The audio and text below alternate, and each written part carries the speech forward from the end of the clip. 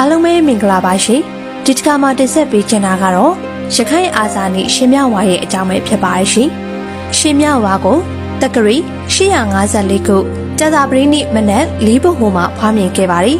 ငယ်အမည်ကတော့မောင်မြဝါလို့ခေါ်ခဲ့ကြတယ်ခမဲတော်မှာမင်းလာရာစာစောမွန်ရိပ်မြောက်ရွှေရေတော်ဆောင်မိဖုရားရိပ်အကြီးတော်စိန်တီစာစိုင်းတီမျိုးစာမဟာနန္ဒတကြံပဲဖြစ်ပါတယ်မဲတော်မှာမင်းလာရာစာစောမွန်ရိပ်မင်းများစောနန္ဒီဤညီမတော်စောစောမွန်နဲ့မိဖုရားစောနန္ဒီတို့ရဲ့သားတော်ဖြစ်ပါတယ်စောနန္ဒီနဲ့ဇောရခင်မာတို့မှာမင်းလာရာစာစောမွန်ရိပ်ဦးကြီးတော်စင်ကိမင်းအောင်တင်နဲ့စောသနာတာတို့ရဲ့သမီးတော်များဖြစ်ကြတယ်မင်းမဘီနဲ့ရှင်မြဝါတို့မှာ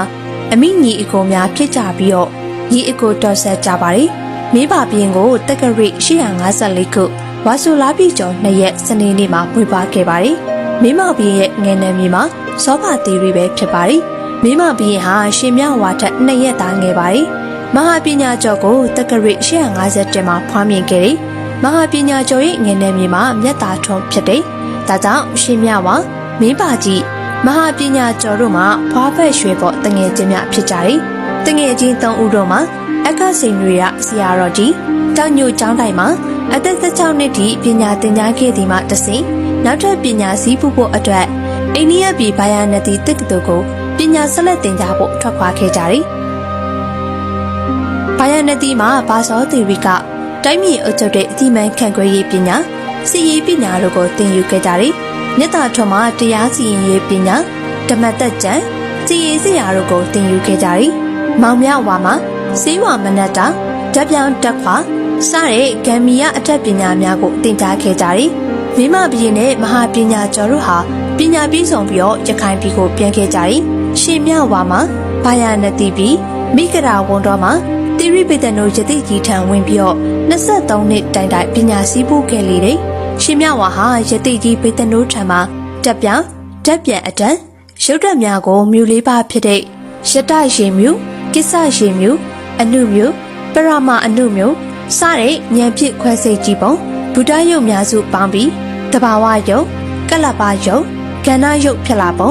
ရုပ်ဓာတ်များကိုပေါင်းစည်းပုံဖြိုဖျက်ပုံစတဲ့အတတ်ပညာများဓာတ်ရိုက်တက်ငယ်အတတ်ခြေတရာ40ပတ္တရာ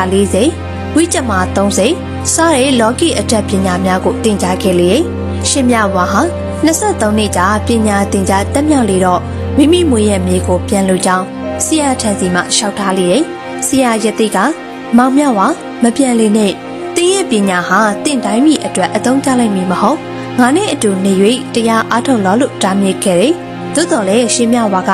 ဆရာသင်ပေးတဲ့ပညာကိုတပည့်တော်ရခိုင်ပြည်သူပြည်သားများအတွက်အကျိုးရှိအောင်စွမ်းဆောင်ပါမည်ဘာသာတသနာတော်များအတွက်အကျိုးရှိအောင်စွမ်းဆောင်ပါမည်လို့ရှောက်ပန်တဲ့အခါဆရာယတိကပြန်ခွင့်ပြုလေပညာဆုံးပြီးရခိုင်နိုင်ငံသို့ပြန်လာပြီးတောင်ညိုတောင်မှာယတိအသွင်ဖြစ်နေပြီးတော့နမနတော်ကိုတကြမ်းကြီးကိုပြုစုလေတယ်တောင်ညိုတိုက်အနီးမှာ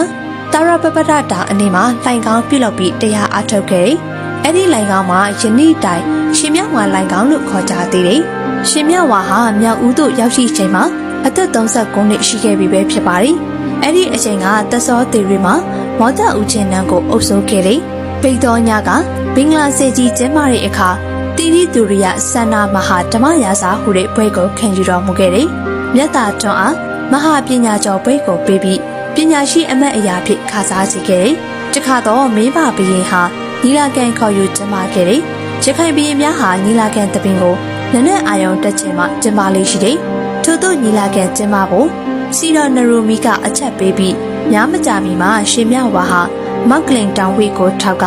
လှန်စွတ်သူရဲ့တအူဓာတ်ကိုက်သူရဲ့တအူစောင့်နေနီလာကန်ပထမတကားကိုတားမြစ်ခြင်းမရှိပဲဝင်လာတာကိုမင်းပါဘီဟာပလင်ထမမြင်တော်မူတယ်ဒုတိယတကားကိုရောက်တဲ့အခါလေအဆောင်သူရဲ့ကောင်းများကတားဆီးမှုမရှိပဲတကြောင်ချင်းဝင်လာတာကိုမြင်နေရတယ်နောက်ဆုံးတကားသူရောက်လာတဲ့အခါမင်းပါဘီဟာပလင်ထမဆင်ပြီးရှစ်ခိုးလျက်စီးကြုံနေလေတယ်အဆောင်များအတားအဆီးမရှိပဲဝင်လာတာကိုတွေ့ရတော့ရန်သူမဟုတ်တီကိုလည်းဘရင်ကြီးကသိရှိနေခဲ့တယ်ရှင်မြဝါဟာပလင်ပေါ်သို့တက်ထိုင်လိုက်ပြီးစကားတခုံးမှမဆိုပဲပလင်ရှိမှထိုင်ပြီးရှစ်ခိုးနေတဲ့မင်းမဘရင်ဟာနှစ်ဖူးတက်တက်ကိုတောင်ဝိပြစ်ချင်ရွယ်ပြီး